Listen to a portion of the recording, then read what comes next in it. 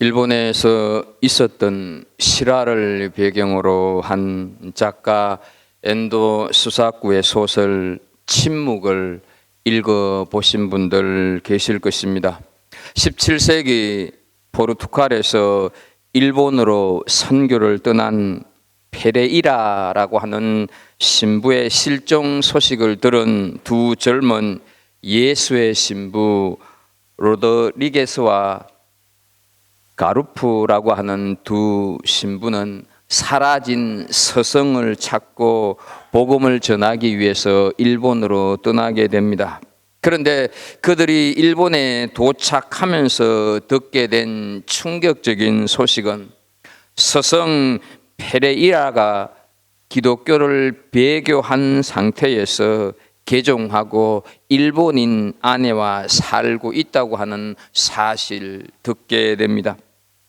동시에 온갖 핍박을 받으면서도 믿음을 지키고 있었던 현지 교인들을 만나고 돕는 과정 속에서 이 두 신부 역시 고통받고 있던 당시 성도들과 함께 배교를 강요당합니다.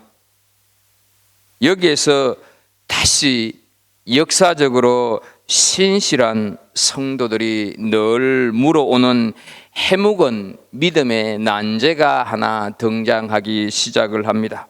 그것은 주님을 사랑하는 백성들이 고통받고 있을 때, 아파하고 있을 때 도대체 그 주님은 어디 계시는가? 주님의 도움을 그토록 필요로 하여서 부르짖고 있는데 기도 응답은 왜 없으신가? 왜 침묵만 하고 계시는가 하는 이 물음이 다시 등장하기 시작한다 하는 것이죠. 그래서 우리는 오늘 이 질문을 우리에게 스스로 하면서 본문 속으로 좀 들어가 보도록 하겠습니다. 1절을 보면 어떤 병자가 있으니 이는 마리아와 그 자매 마르다의 마을 베다니에 사는 나사로라, 이렇게 말씀을 하고 있습니다. 베다니는 예루살렘 외곽 동편 언덕 너머에 있는 동네로 예루살렘에서부터 약 4km 정도 떨어진 곳입니다. 이 베다니에 사는 나사로가 병이 들었다 말씀을 하고 있고, 2절을 보게 되면 이 마리아는 향유를 죽게 붓고 머리털로 주의 발을 닦던 자요, 병든 나사로는 그의 오라비더라, 이렇게 하여서 병든 나사로와 함께 사는 두 자매 중에서 마리아를 좀 더 상세히 설명을 하고 있는 것을 보게 됩니다.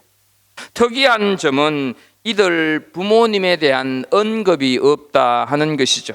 유대인들은 우리가 알다시피 항상 누구의 아들 누구라고 본인을 소개하고 있습니다. 눈의 아들 여호수아, 이런 식으로, 여분네의 아들 갈렙, 이런 식으로 항상 유대인들은 누군가를 소개할 때 그 부모님을 먼저 언급을 하고 누군가 이름을 밝히고 있는데, 오늘 본문 속에 보게 되면 나사로 딱 한 사람만 언급하는 것으로 보아서 부모님이 일찍 돌아가셨거나 아니면 이 부모님들이 부재 중이다 하는 것을 우리는 짐작할 수가 있습니다.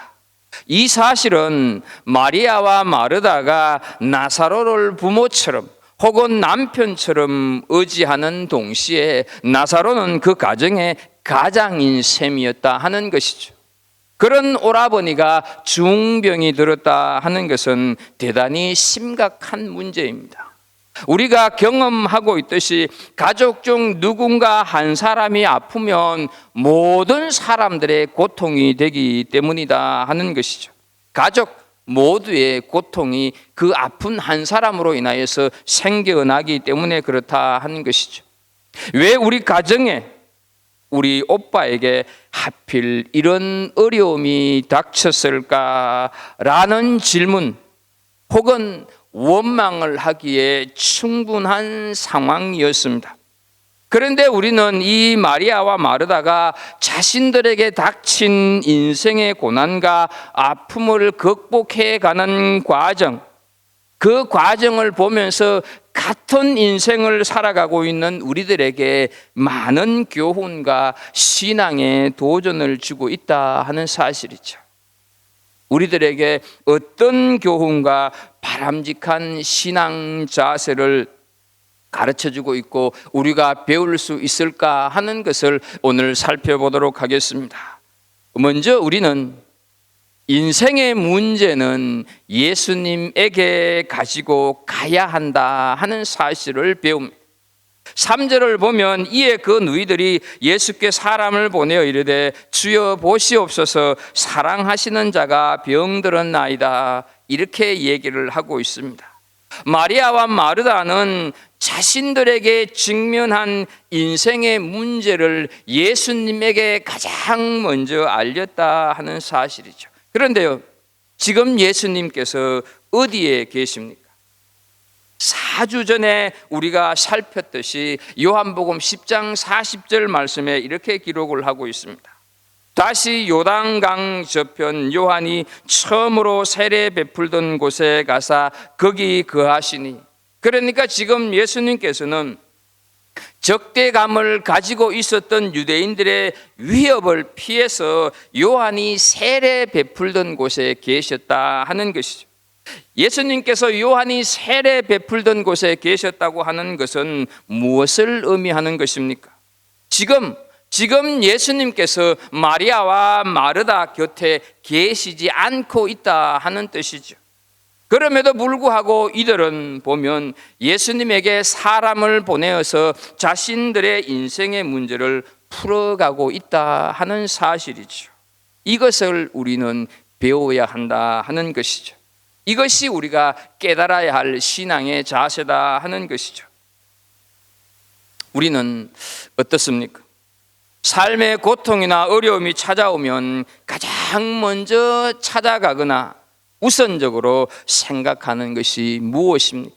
여러분들에게 당한 그 직면, 그 어려움이 생겼을 때 가장 먼저 하는 여러분의 행동이 무엇이냐 하는 것이죠. 예수님께 가장 먼저 그 문제를 가지고 가십니까? 예수님께 가장 그 어려움을 먼저 알리십니까? 사람을 찾아가고 물질을 의지하고 편법을 사용하고 계시지는 않느냐 하는 것이죠. 마리아와 마르다는 예수님께 자신들에게 닥친 문제를 예수님께서 아시도록 이렇게 알리고 예수님을 찾아가고 계신다 하는 것이죠. 그런데 우리에게는 어떻습니까? 예수님께서 단 한순간도 떠나시지 않고 계신다 하는 것이죠. 마리아 마르다에겐 지금 예수님이 계시지 않고 저 멀리 계셨음에도 불구하고 예수님을 찾아갔다고 한다면 우리는 어떻습니까? 우리에게는 지금 예수님께서 바로 단 한순간도 떠나시지 않고 우리와 함께 계신다 하는 것이죠. 그래서 요한계시록 3장 20절을 보게 되면 볼지어다 내가 문 밖에 서서 두드리노니 누구든지 내 음성을 듣고 문을 열면 내가 그에게로 들어가 그와 더불어 먹고 그는 나와 더불어 먹으리라 이렇게 하였어. 예수님은 바로 우리 바로 곁에 계신다 하는 것이죠. 여러분, 내 인생의 아픔을 내가 끌어안고 있으면 그것은 내 문제입니다. 그것은 내 일이 된다 하는 것이죠.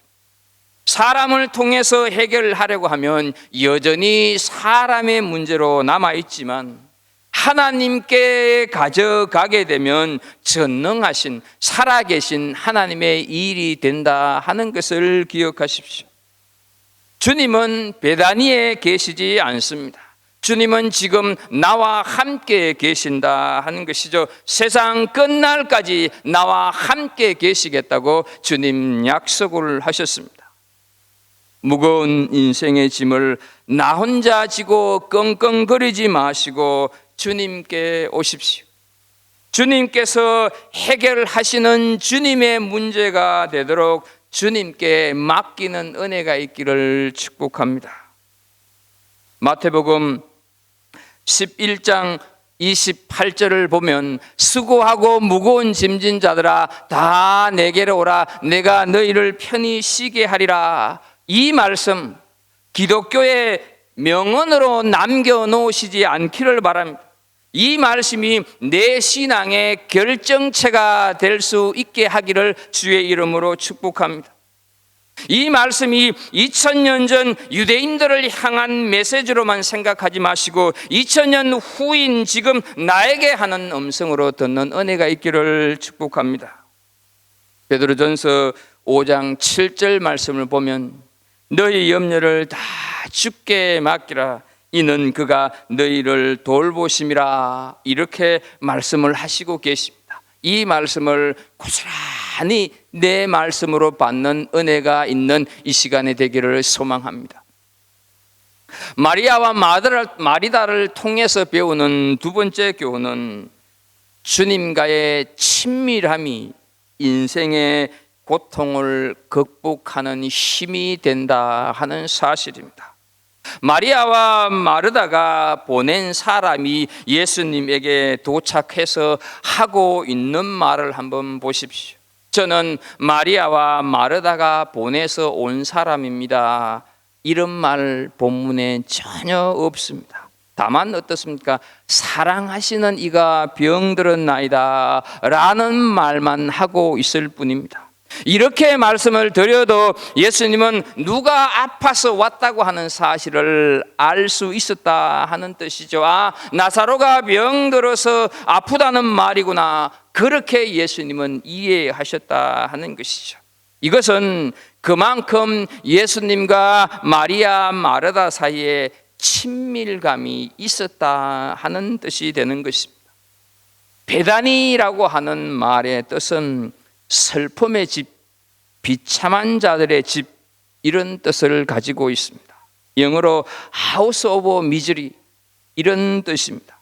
예루살렘 가까이 있는 동네이긴 하지만 생활고와 배척을 당하는 사람들이 모여 사는 곳입니다. 예수님께서 예루살렘을 오고 가실 때마다 가장 편안히 머무르시는 곳, 가장 편안히 주무시는 곳이 바로 나사로의 집이었습니다. 그만큼 주님과 나사로는 친밀함의 교제가 있는 사이였다 하는 것이죠. 그래서 마리아는 예수님께 인생살이의 고달픔을 가지고 갈 수 있었다 하는 것입니다. 여러분, 한 번도 주의 이름을 부르지 않던 자가 문제가 생겼다고 해서 선뜻 주의 이름을 부르기는 쉽지 않습니다. 평소에는 성경을 보지도 않았는데 어느 날 갑자기 말씀이 내 심령 속으로 들어오는 일은 없다 하는 것이죠.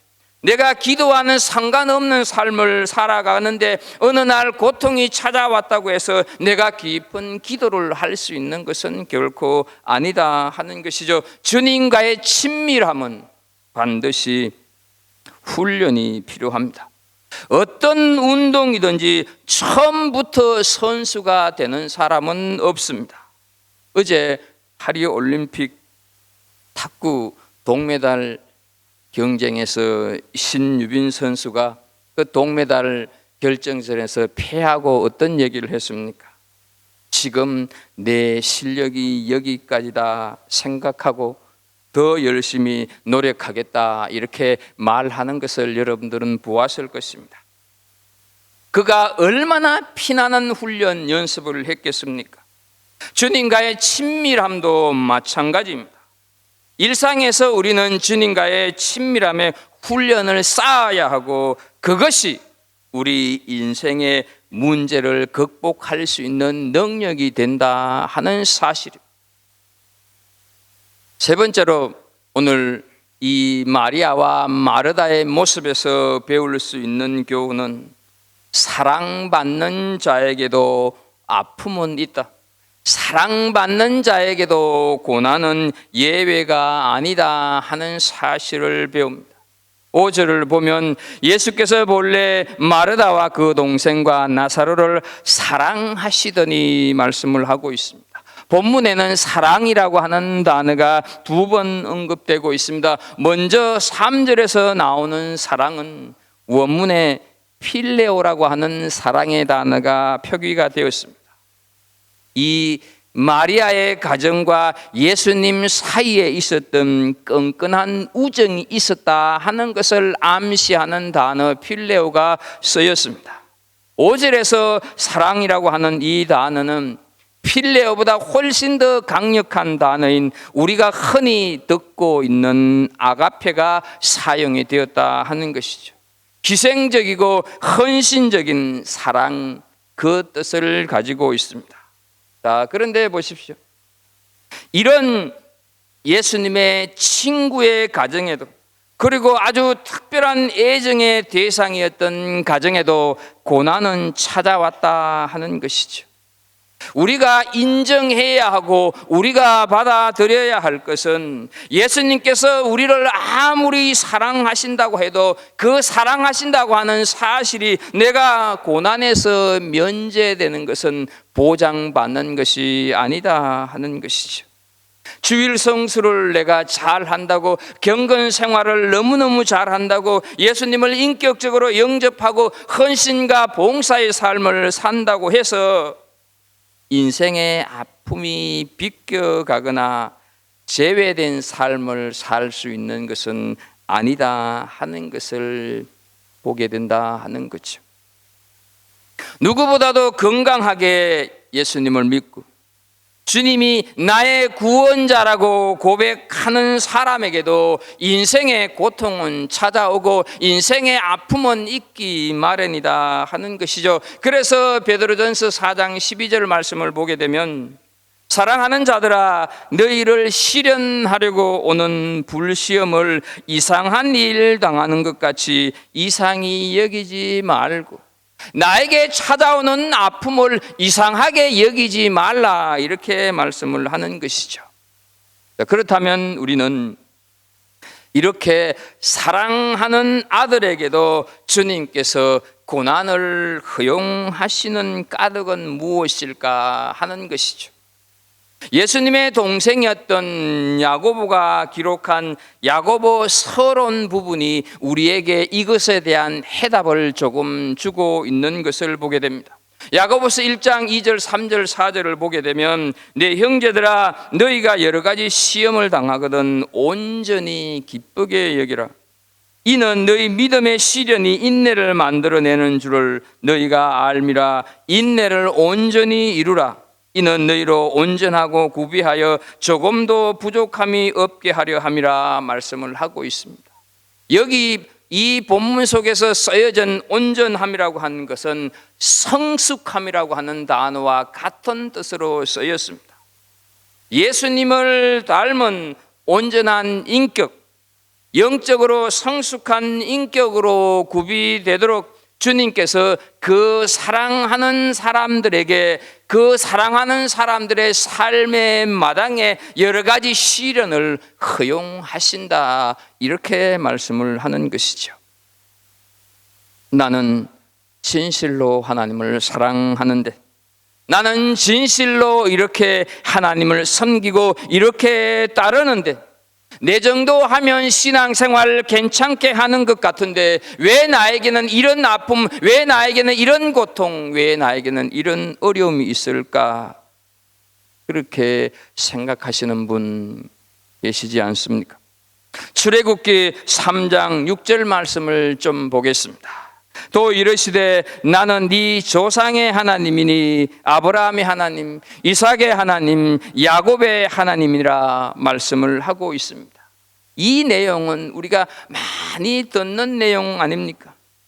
하나님께서 모세에게 그의 조상인 아브라함을 소환하시면서 하시는 말씀인데, 이 시제가, 이 구절의 시제가 다 현재 시제로 쓰여졌다 하는 사실입니다. 수백 년이 지났습니다. 아브라함도 이삭도 야곱도 전부 흙으로 돌아갔지만 지금도 아브라함, 지금도 이삭, 지금도 야곱의 하나님이시고 지금 너의 하나님이기도 하다 말씀을 하고 계시는 것이죠. 지금 나의 하나님이기도 하다, 이렇게 말씀을 하시는 것입니다. 지금도 동일하신 하나님이고, 과거에 20년 전에 이민 생활 처음에 역사해 주셨고 함께 해 주셨던 하나님이 이제는 마음이 좀 토라져서 고통을 안겨주고 아픔을 허락하는 것이 아니라 지금 현재도 동일한 하나님이시다 라고 말씀을 하고 계시는 것입니다. 인생의 맹수를 만나고 인생의 산더미 같은 파도 가운데서도 나를 건져내신 하나님이 지금 나의 하나님이시다 하는 것이죠. 골리앗 같은 거대한 인생의 칼 가운데서도 나를 반드시 구원해 주시는 하나님이시다 하는 것이죠. 이런 하나님의 은혜가 쌓이고 쌓이고, 그리고 오늘 내가 경험하는 그 하나님의 은혜가 쌓여서 우리를 하나님에 대한 믿음이 성숙한 사람으로 만들어 가기 위해서 고난을 허락하신다 하는 것이죠. 그러므로 사랑하는 자에게도 고난은 결코 예외가 아니다 하는 사실을 믿음으로 받는 은혜가 있기를 축복합니다. 마리아와 마르다가 보낸 사람의 전하는 말을 들으신 예수님께서 어떤 행동을 보이십니까? 6절을 보게 되면 나사로가 병들었다 함을 들으시고 그 계시던 곳에 이틀을 더 유하시고, 예수님께서는 계시던 곳에 이틀을 더 머무셨습니다. 그런데 본문을 자세히 보게 되면 예수님께서 일부러 넉장을 부리신 것으로 보여진다 하는 사실이죠. 여러분, 예수님의 이 모습이 이해가 되십니까? 누구보다도 친밀하고 누구보다도 사랑하시는 나사로가 지금 생사의 갈림길에서 허우적거리고 있는데 서둘지는 못해도 의도적으로 지체하고 계시는 예수님의 행동이 수긍이 가시냐 하는 거죠. 예수님에게 무슨 뜻이 있으시겠지라는 생각이 드신다고 하면 여러분의 믿음은 정말로 대단한 믿음입니다. 하지만 마리아와 마르다면 무슨 뜻이 계시겠지라면서 쿨하게 넘어갈 수가 있겠습니까? 오히려 예수님 정말 우리 가정을 사랑하시는 것은 맞습니까? 우리가 지금 당신의 도움을 이렇게 필요로 하는 순간인데 도대체 당신은 거기에서 무엇을 하고 계십니까? 이런 물음이 일어나는 것이 당연하지 않느냐 하는 것이죠. 더 나아가서 당신은 기적을 행하시는 메시아라면서 사랑하신다고 하는 나사로의 질병을 막을 수가 없었습니까? 당신은 정말로 정의와 공의의 하나님이시라면 왜 불의하고 사악한 질병이 우리를 고통스럽게 하고 허용하도록 계신가요? 이 세상이 왜 이 모양으로 흘러가도록 그냥 계시냐요? 이런 질문 하지 않겠습니까? 왜 예수님은 이틀을 의도적으로 지체하셨을까? 우리에게 무슨 교훈을 주기 위하여서 지체하셨을까? 첫 번째로, 고통 극복의 기도 응답에도 지연은 있다 하는 사실을 깨닫게 하기 위함입니다.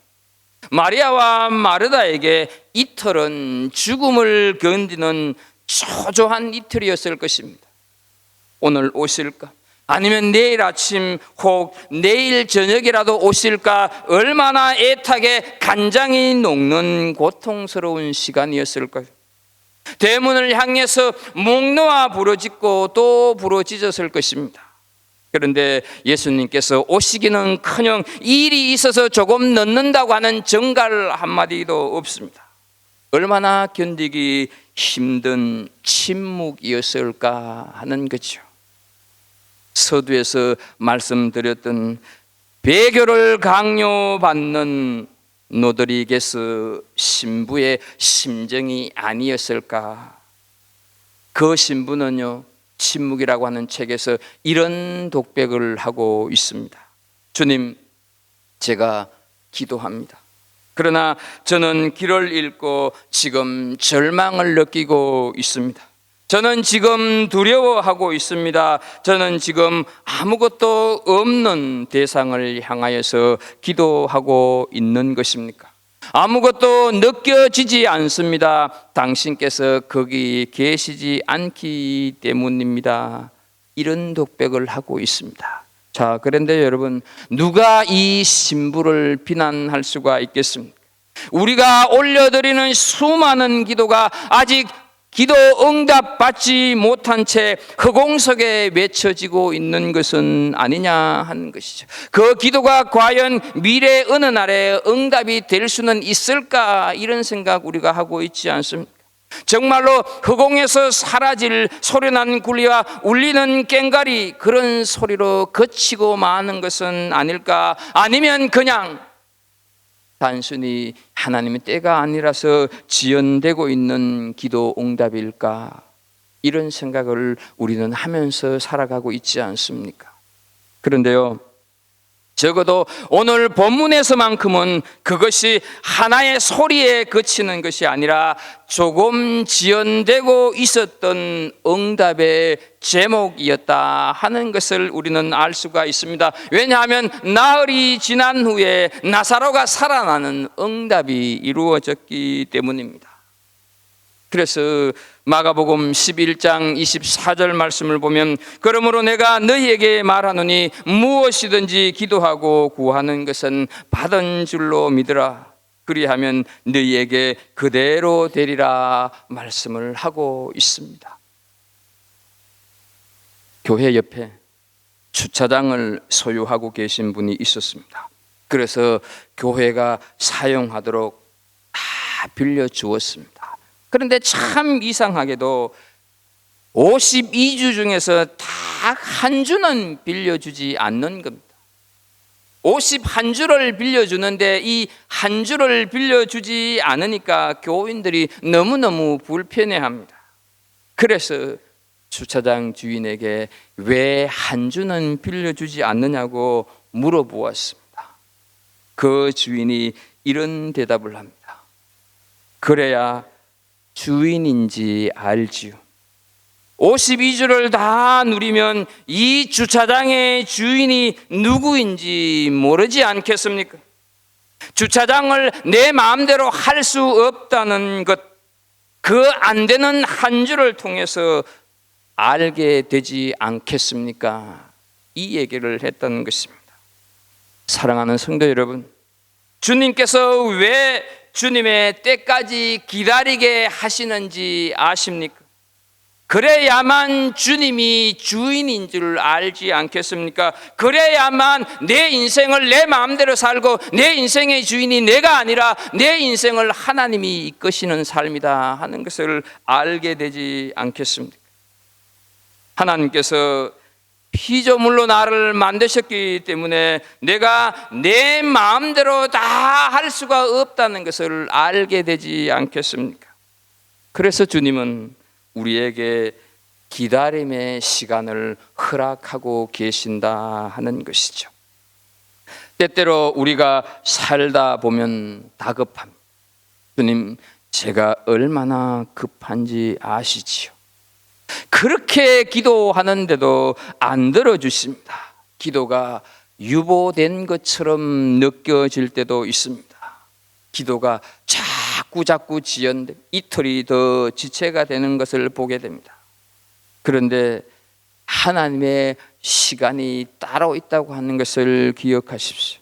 하나님의 시간과 우리의 시간은 동일하게 흐르지 않습니다. 하나님의 때와 우리의 때가 같지 않다 하는 것이죠. 이 어긋남 때문에 우리는 하나님을 원망하고 하나님께 불평한다 하는 것이죠. 이 어긋남 때문에 하나님께서는 내 기도에 대해서 전혀 관심이 없고 내 기도를 들어주시지 않는다 하는 것처럼 느껴질 때도 있습니다. 그러나 우리가 확신해야 하는 것은 하나님께서 나보다 나를 더 잘 아신다는 것입니다. 하나님께서는 나보다 나를 더 사랑하신다 하는 사실입니다. 그러므로 내 때에 하나님이 맞춰주기를 바라기보다 하나님의 때에 나를 맞추어 갈 줄 아는 신뢰, 나를 맞춰 갈 줄 아는 믿음이 필요하다 하는 것이죠. 하나님의 시간과 우리의 시간이 어긋날 때가 많이 있습니다.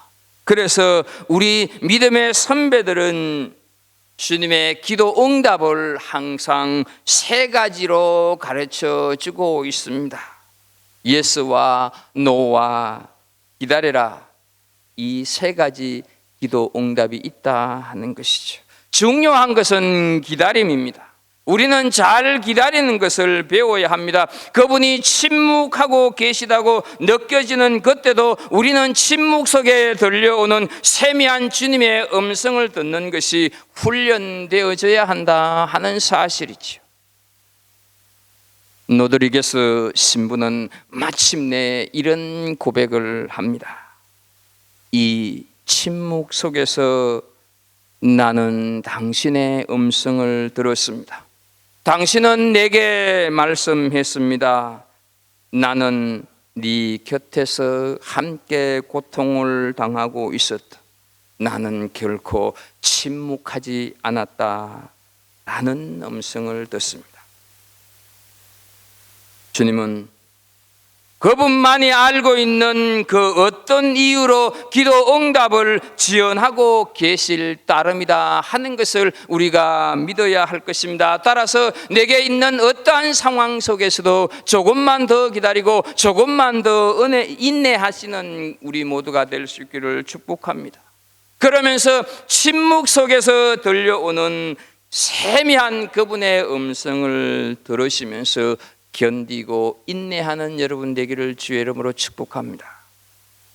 이틀을 지체하신 두 번째 교훈, 고난 너머의 위대한 일을 준비하시고 계신다 하는 것이죠. 4절을 좀 보겠습니다. 예수께서 들으시고 이르시되 이 병은 죽을 병이 아니라 하나님의 영광을 위하며 하나님의 아들이 이로 말미암아 영광을 받게 하려 함이라 하시더라 말씀을 하고 있습니다. 여러분, 물론 이 말씀을 하셨다고 해서 나사로가 죽지 않았다 하는 뜻은 아닙니다. 실제로 나사로는 죽었습니다. 이틀이 지난 후에 예수님께서는 나사로가 육체적으로 죽은 것을 아셨습니다. 그리고 다음 시간에 살필 11절 말씀을 보게 되면 이렇게 말씀을 합니다. 이 말씀을 하신 후에 또 이르시되 우리 친구 나사로가 잠들었도다. 그러나 내가 깨우러 가노라. 이렇게 말씀을 하고 있습니다. 여기서 잠들었다고 하는 것은 육체적인 죽음, 그리고 깨운다고 하는 것은 다시 사는 것을 뜻합니다. 따라서 나사로의 병은 그를 죽음과 다시 사는 그것을 준비하는 하나의 과정에 불과했다 하는 것이죠. 그리고 그의 죽으심과 살아남은 어떻습니까? 그에게 영광의 절정이었습니다.